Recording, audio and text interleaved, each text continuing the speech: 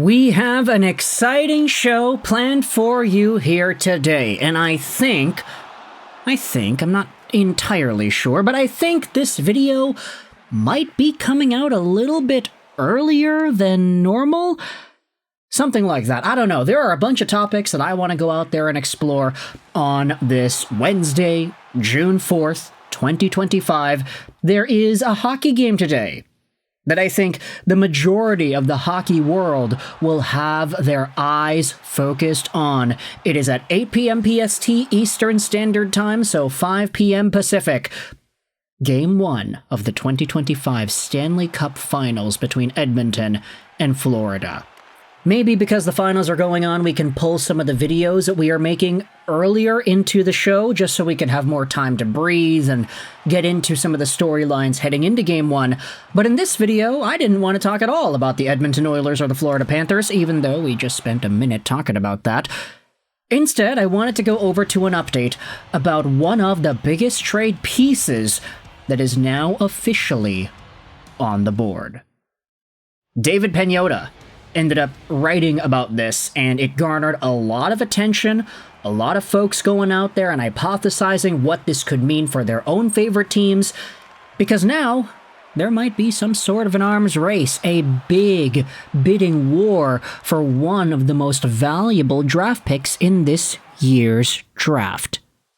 Take a look at this tweet made by NHL Rumor Report. David Pagnotta says the Utah Mammoth are shopping the 4th overall pick in the 2025 draft for a young top 6 forward.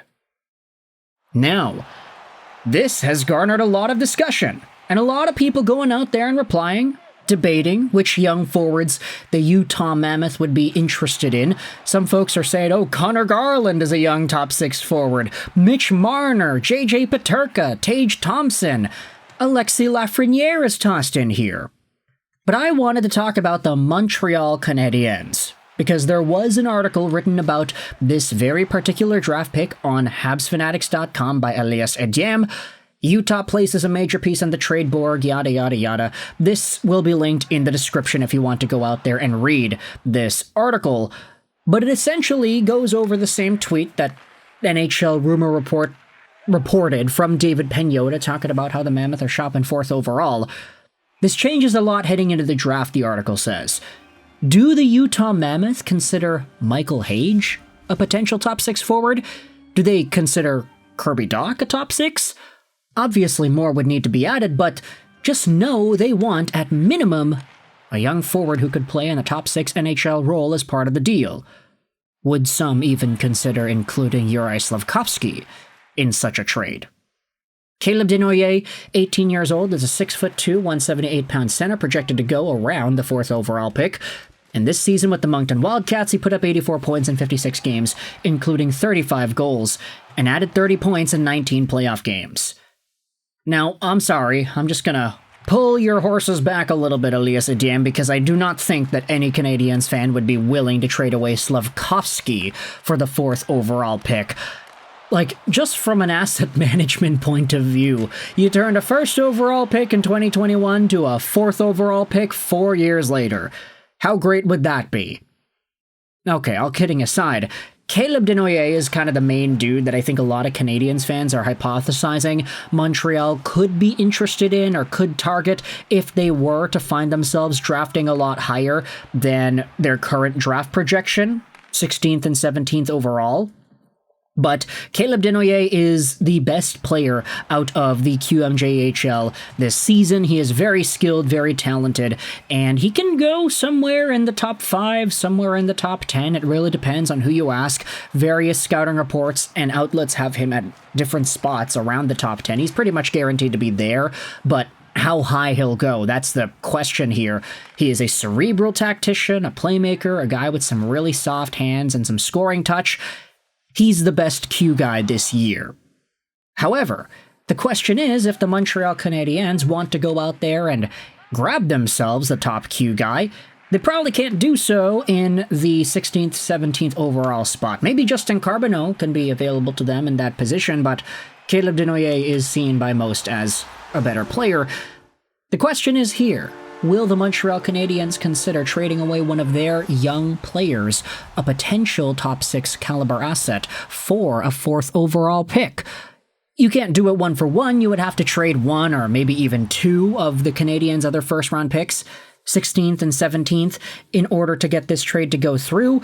The Utah Mammoth have been placing a lot of emphasis on not necessarily focusing long term, but they also want to capitalize on what they have now. They had a whole bunch of guys that produced pretty well and that had good seasons, all things considered.